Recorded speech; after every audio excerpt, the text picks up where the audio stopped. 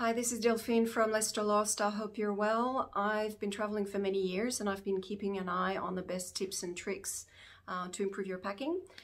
Some of them are really simple, some of them require investing in some smart travel gear. In this video, I'm going to show you how to pack better for a trip. If you're new to the channel, please subscribe. I have more videos coming. Hit the notification bell and give me a like. It really helps. So my first tip number one is to plan your outfits. So you need to pack depending on your activities and depending on the climate.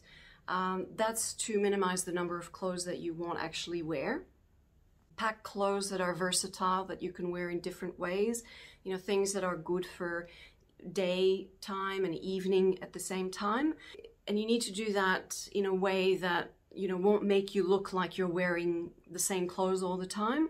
A great way to do that is to lay everything out in front of you before you pack. So you take out everything that you need, lay it in front of you, and you do an edit. So anything that you're not sure about, anything that's a double or triple of something else, anything that's too bulky, take it out. Remember that you can reuse pants or skirts a lot more easily than you can with tops. So usually a good ratio is to have two, if you have one pair of pants, you can have one or two or maybe three tops. Tip number two, go for versatile and space efficient travel gear. So in terms of your luggage, and depending on your trip, you can choose a classic suitcase model or a rolling suitcase that turns into a backpack. So with optional backpack strap. When I travel by car or any kind of travel that doesn't require me to carry my luggage too much, I go for a traditional suitcase. But my last trip to Morocco showed me that I needed a more hybrid piece of luggage that I could carry on my back as well, simply because I was staying in hotels and riads where there were lots of stairs, and the luggage was really heavy to get up the stairs. So choose space efficient travel gear, things with pockets, things that, luggage that is well designed, where you can fit a lot of things. If you travel by plane, make sure that your luggage is sturdy, that it's solid, that it will sustain the rough treatment of plane travel. My choice of luggage for the traditional suitcase is an American Tourister Curio, and for hybrid luggage, something a bit more versatile that I can also carry on my back, I have an Osprey Sojourn 60. Tip number three is to reduce bulk. So there are great packing tools that will help you do that. Packing cubes or compression cubes are fantastic. Anything that will reduce the volume of what you put in. If obviously you can't help sometimes but have bulky clothing. If that's the case, if you're traveling to winter or in winter, for example, just wear it on the plane. Your heavy coat doesn't have to be in your luggage. Tip number four, roll your clothes. So rolling is the now accepted best method of packing your clothes for travel. It took me a while to give in and try it, but it really works. So there are various ways of rolling your clothes. Personally, I like to use the KonMari method, which I already use in my drawers. The idea, whichever way you choose to roll your clothes, the idea is to reduce volume. I like KonMari because I already use it in my drawers at home, so I can just grab my things and put them directly in my suitcase. Tip number five is to pack similar items together. This is so you can find them easily. So I dedicate a container to toiletries and one to tech items, so cords and things like that. So I pack my clothes in packing cubes. So I have one for my shirts and my pants. I have a smaller one for underwear and socks and bathing suits. I also have one where I will have a towel and jumpers and a jacket.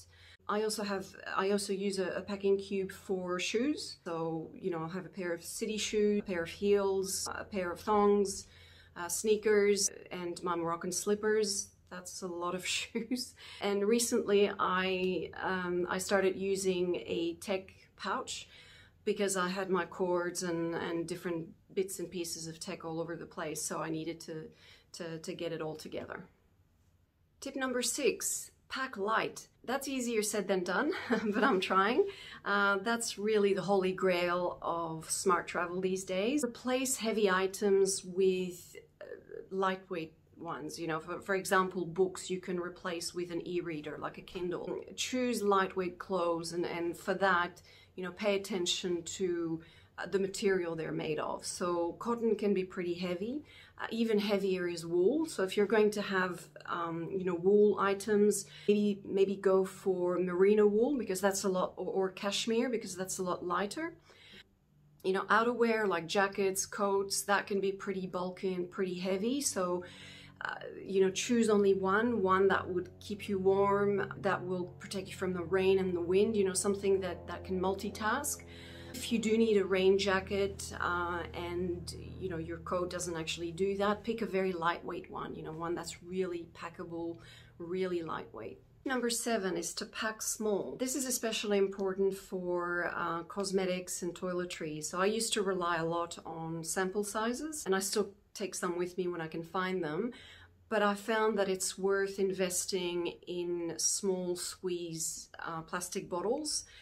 Just because I tend to use a lot of different products, and I like to have my own products. So I bought some very inexpensive and very small containers from Muji. There is an alternative, obviously, where you can have several products into one.